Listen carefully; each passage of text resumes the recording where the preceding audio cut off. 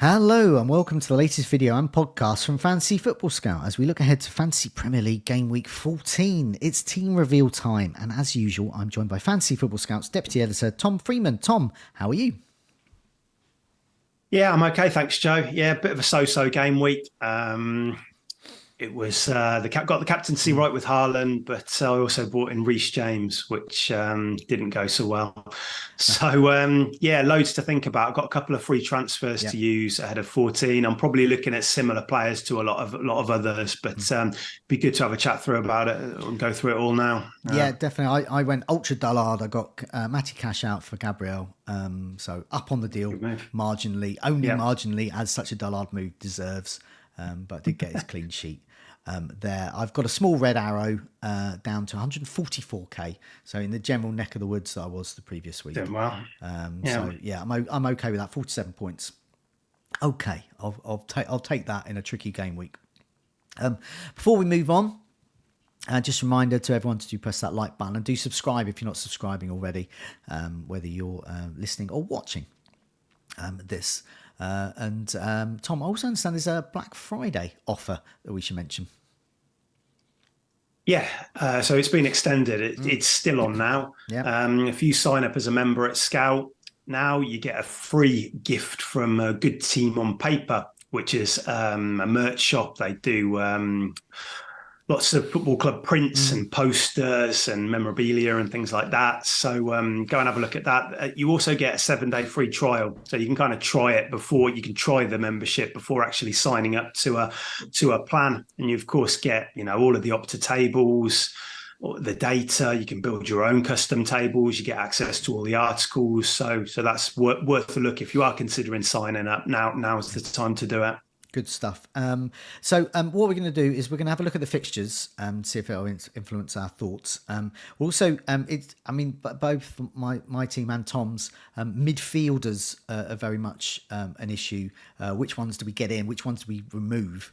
And that's an even tougher question, that latter one. So we'll have a special focus on midfielders with a table that I did earlier.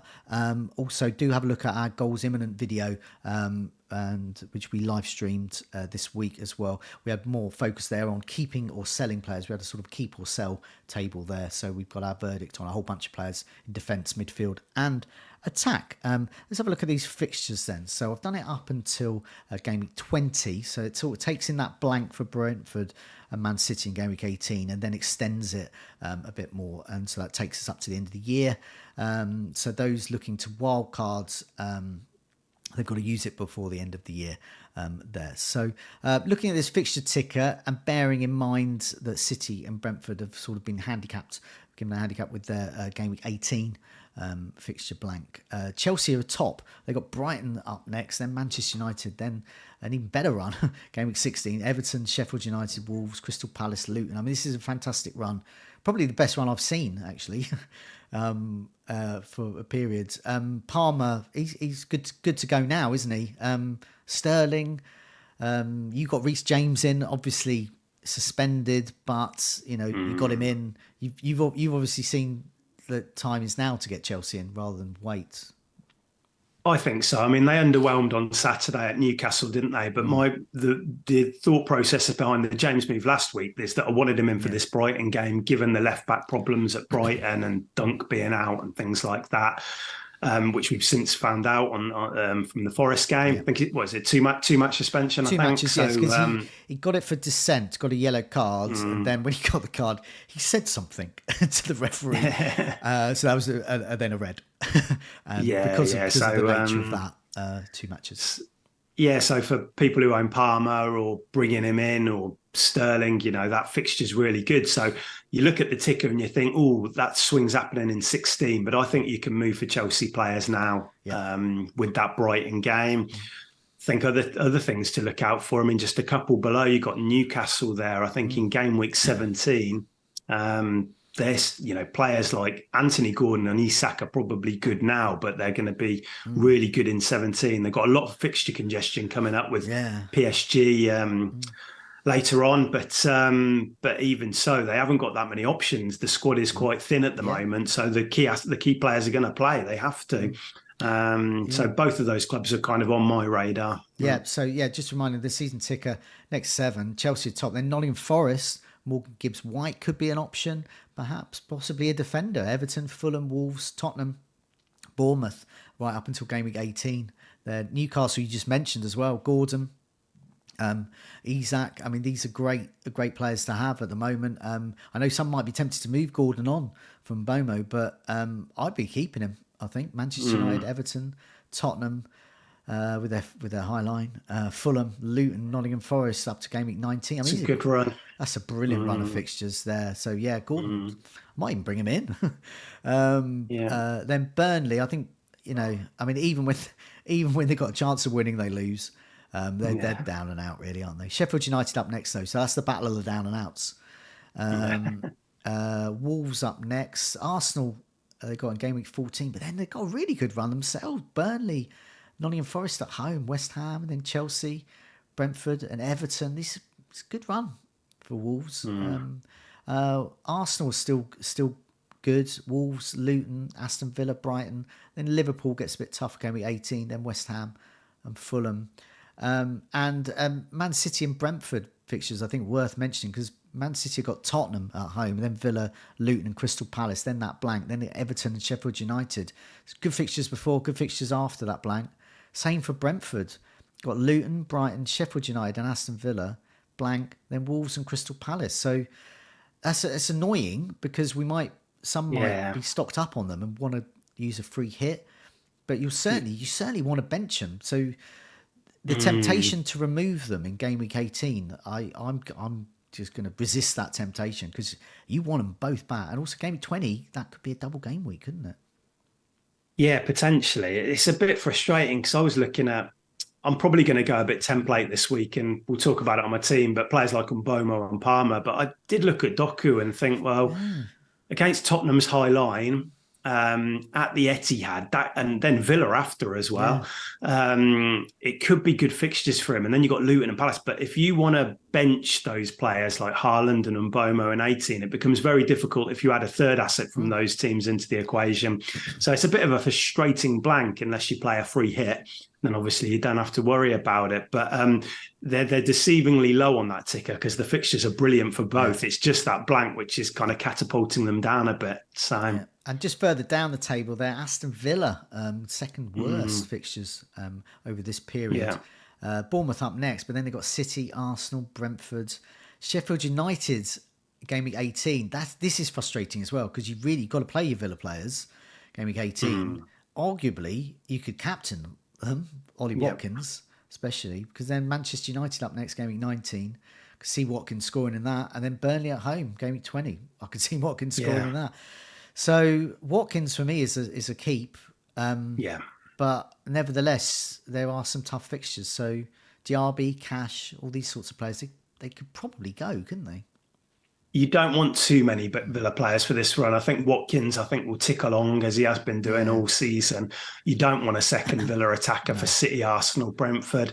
I can't see too many clean sheets. I think we'll concede at Bournemouth. I think the home games against Sheffield United and Burnley, you've got potential for clean sheets. But can you carry a Villa defender through the next 4 game weeks without really wanting... I mean, you could play Cash at Bournemouth, but I just think that away from home, I think that we probably will concede in that game. So I think that the Villa assets, bar Watkins, I think you can probably sell them. Okay, let's have a look at some midfielders here. Now, this isn't scientific, as in I haven't done it strictly, the amount of midfielders there. I've done a slight bias with my team and your team as well, and players that we've got or players that we want to get in. But what I've done is I've done it by starts as well. So they pretty much all have started the last 6 game weeks. That means they're nailed on, which is what you want in busy Christmas rotation and in game week 18. Plus, there's a couple here that have had 4 starts, but they're getting starts now either based on form or because there's differences in the team. For example, Brennan Johnson, I think it would be remiss of me not to include him. But I haven't put Anthony Gordon on here, but so feel free to go into the Fantasy Football Scout members area and have a look at his stats as well. But yes, he is an option as well. So it's not, I haven't precluded him, out of some malice or something. I think Gordon is a very good option to get in. So these, I put Brian Mbomo is the top in terms of minutes per expected goal involvement, non-penalty. He's top anyway for this. Cost 7 million now, 2 goals, 38 FPL points last 6 game weeks. Started every game. The best minutes per expected goal involvement, non-penalty out of any of the players here, even more than Salah in midfielders. 3 assists. He's underperforming. He should have been involved in at least 1 more goal.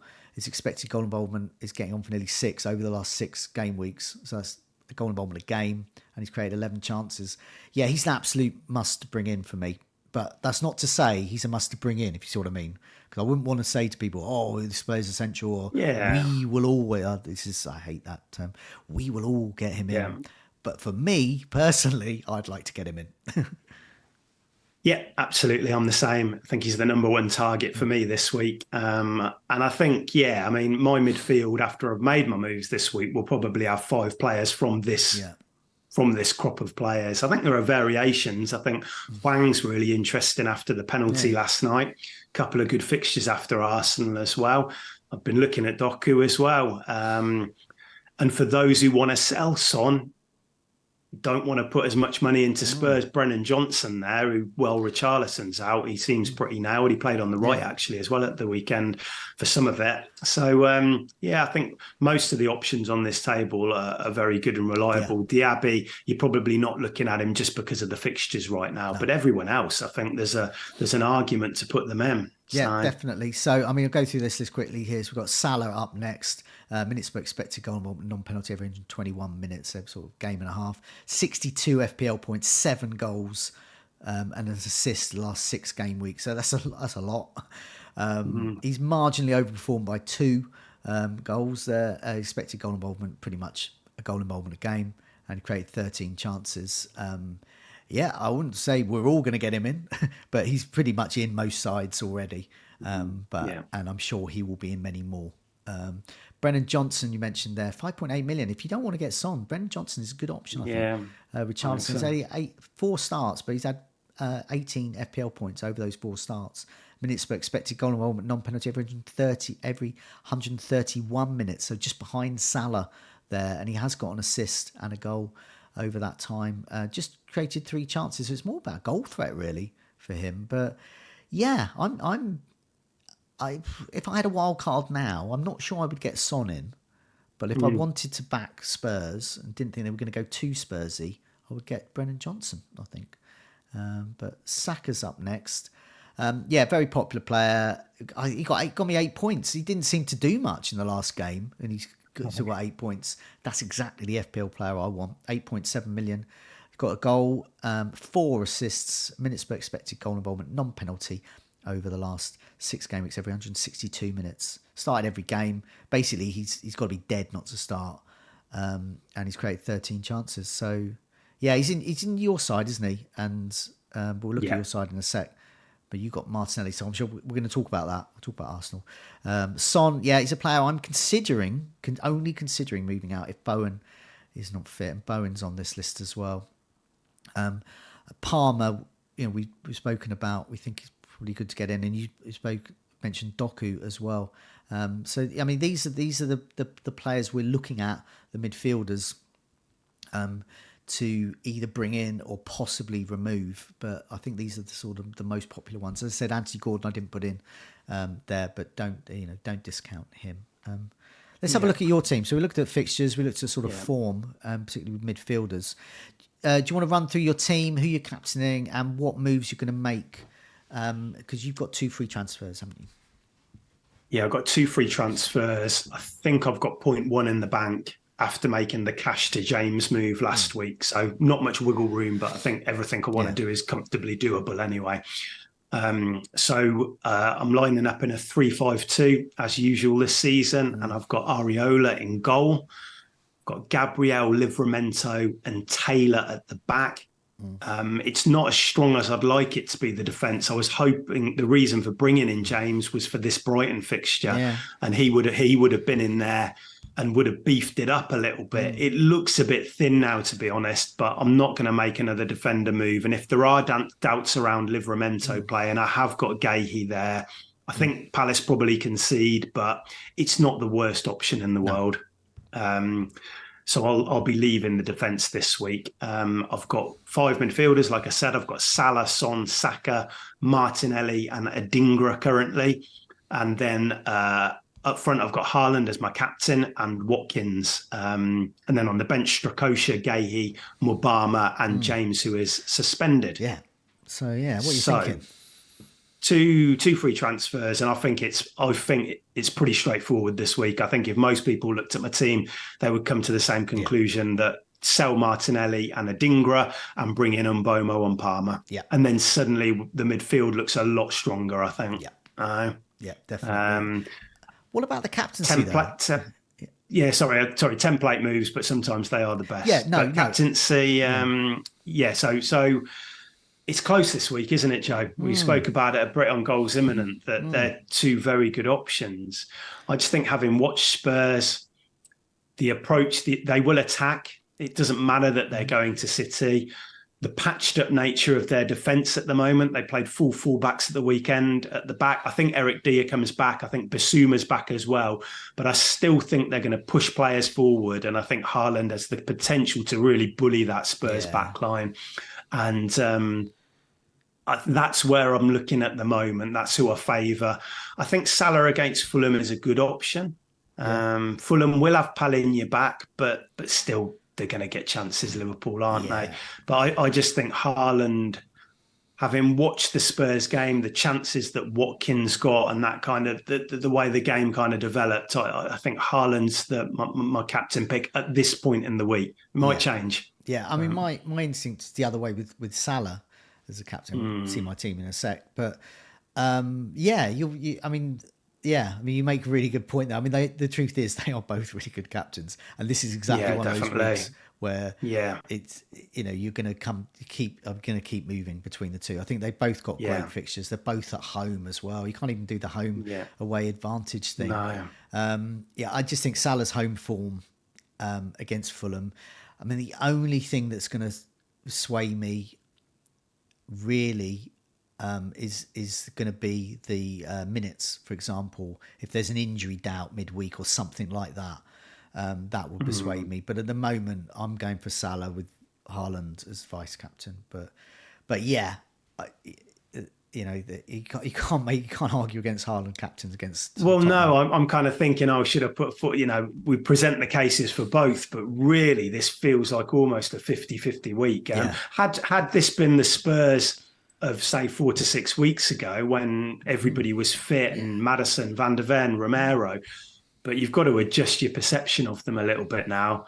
There's no way that Haaland isn't going to get 2 or 3 chances in that game, and I'd back him to, put them away. Even he had limited chances against Liverpool, but still found a way and came close to scoring another at the end. So even against the best teams, he's kind of delivering points, as he has done since he came into the Premier League. So it should be an interesting week to see who everybody lands on. It's worth noting with those interesting effective ownership as well, that both of them were well over 100% ownership. That includes the captaincy. So I think Salah was 120% owned and Haaland 130% owned. That for both of them, that's going to actually increase because a lot of those, like me last week, captain Son, and they're not going to do that this week. And so they're going to move it to either Salah or Haaland. So bear in mind, you can't even do a thing where, Haaland's going to get 160% effective ownership, Salah 80%.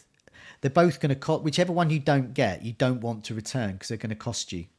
And Salah wasn't great at City at all. I don't think he played very well, but he still found a way to get some points. And it's a bit like Saka. Exactly even when they're not playing well, they're returning. So sign of a great asset.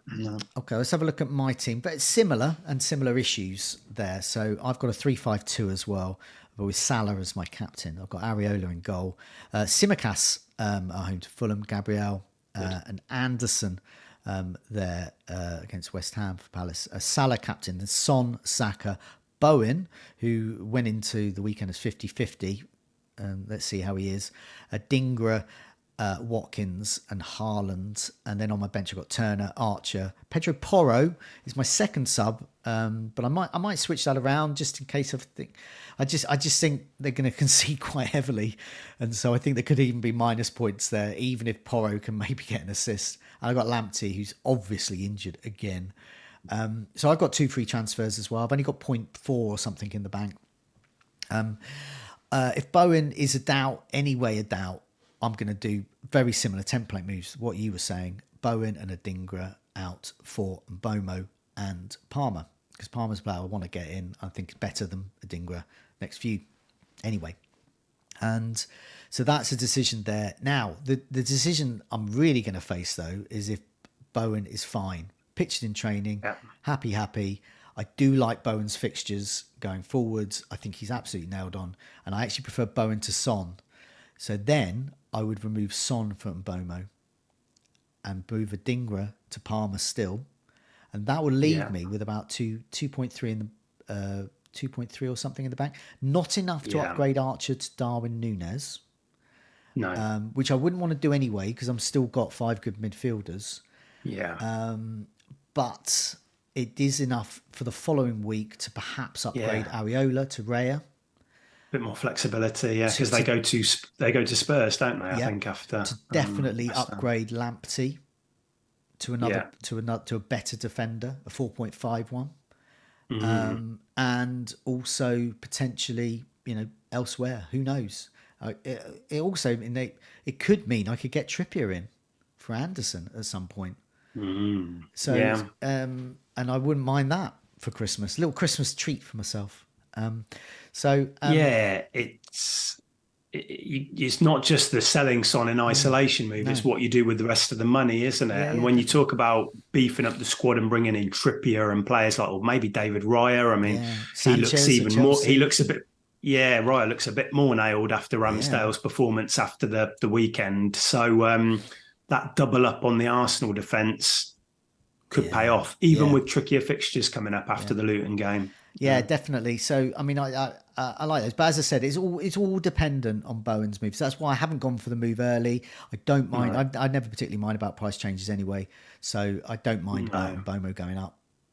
He can go up again. I don't mind. And I think I'm in a place with my transfers out with, my price changes with Bowen and Son, where I've got 0.1 over the... Okay. If you see what I mean, the 0.1 over where the price would change, where the price would drop. So a 0.1 price drop for either of them doesn't bother me. Decisions. Team news is going to be important. That's coming up later this week with Neil, so we'll find out more there, and that's going to influence things. So a decision's going to be made later in the week, but just good to outline the things I'm considering. Much simpler for you because you don't want Martinelli. So easier for you. Yeah, I mean, the fixtures for Arsenal, would it surprise me if Martinelli returns in the next 2 or 3 game weeks? No, but I think I've sat through 4 blanks. I think Mbomo's there. I think now's the time to move him on. Rightio. Okay, thanks a lot for joining me, Tom. Good luck everyone listening and watching with your game week as well. Some tough decisions. Game week 14 arrives this weekend, but then there's a game week 15, there's a midweek as well. So do bear that in mind. That might influence some of your decisions there, whether you hold a transfer or whether you want to build up for game week 14, 15 and 16, which come thick and fast as December fixtures tend to. Thanks a lot for your time and take care. Good luck with your game week. Do remember to press that like button and do remember to subscribe. Keep up to date with all our latest videos and podcasts. See you next week. Cheers, Jack.